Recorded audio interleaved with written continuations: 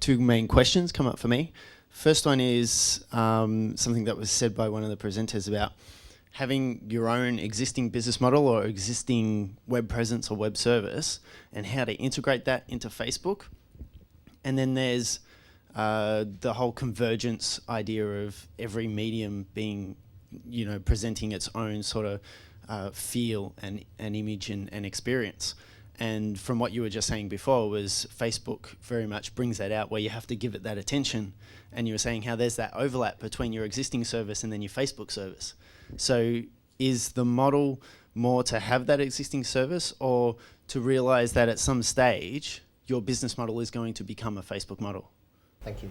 And I think I sort of semi-answered a similar question earlier by saying I don't know the answer. But I think it's really fascinating to mess around with the opportunities, as it were.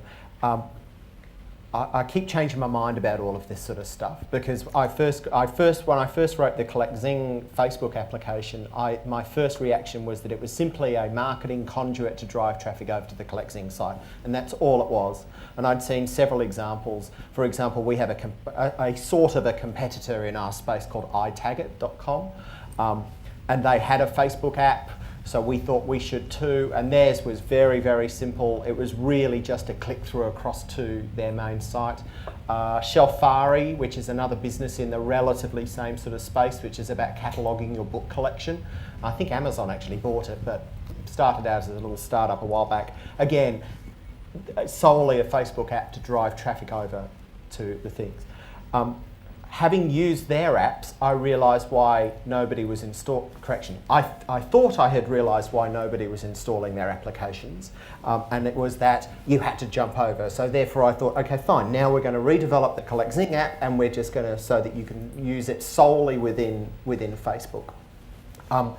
Either I'm wrong, or nobody wants to use it, or we've missed something because I've got 531 installs. So don't hold me up as as somebody who's actually knowing what they're talking about. But what it did was teach me a few lessons, most of which Marcus, I think, and others have already touched on. Very simple propositions are the ones that work. What propositions that are easily understood within a specific social group. So, your 300 people it's in your language, it's a concept that you share. Tom, I think, asked me a question earlier in the break, and maybe I'll just elaborate for a moment, which was, he said you were terribly cynical, and you said you want to talk about, you said you'd start out being cynical and then get more positive. The trouble is, as always, I disappeared off on a tangent and didn't get to the positive bits. About the opportunities, and this goes to part of answering your question. One of the things I'm really interested in is the demographics of the people on Facebook. If anybody's got a marketing background, through their work or through education, knows that one of the first things you do with customers is start to break them down into groups and look for segments and start to build messages that appeal to those. And I'm fascinated that the majority of Facebook apps still just are scattered, we just chuck it out there to the wind. I started to look, and I found a couple of blog posts that are talking about, if you look at Facebook, the users are starting to coalesce around a couple of particular segments, and a big one is females 21 to 35.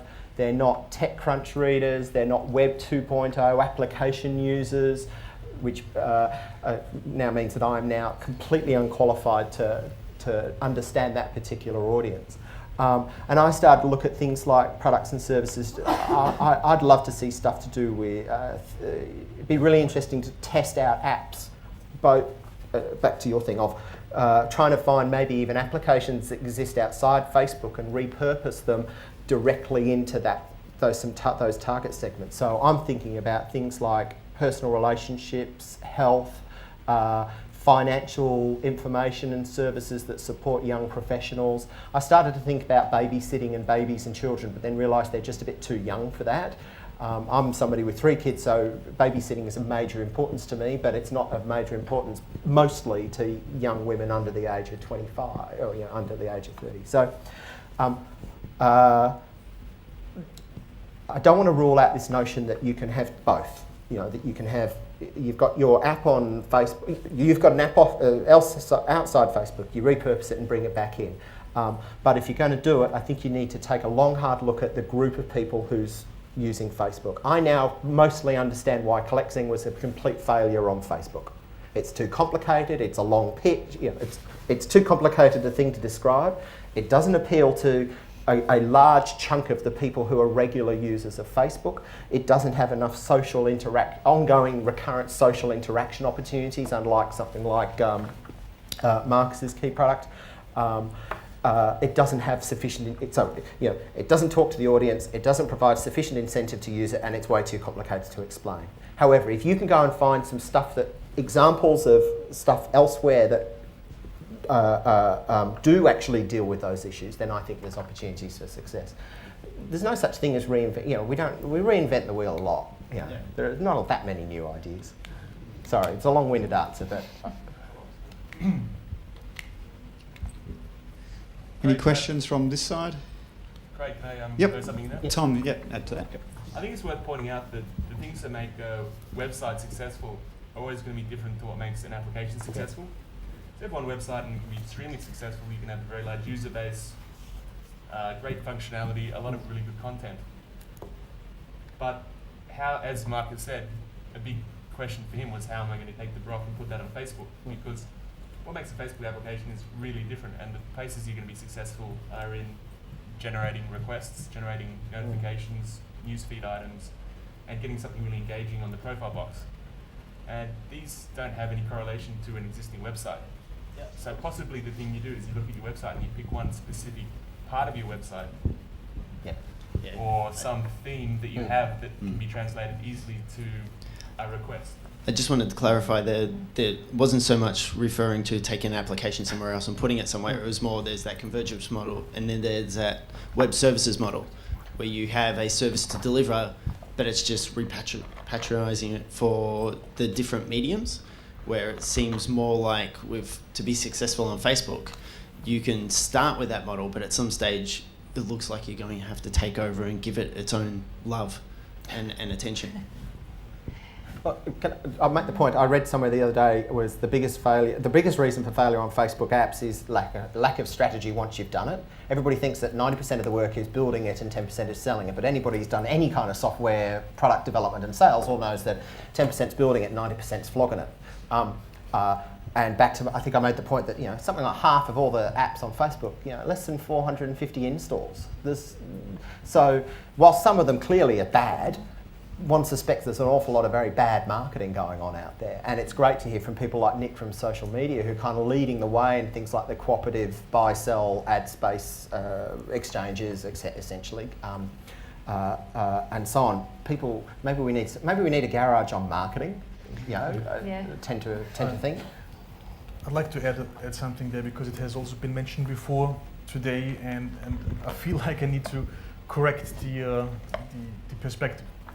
One thing has been said before, and I've been in the past quoted on expressing my concern that the Facebook API is so young and that Facebook is so young on many levels. And so if you're used to controlling your entity and having everything work and it's everything yours, well, it's going to be a very different world.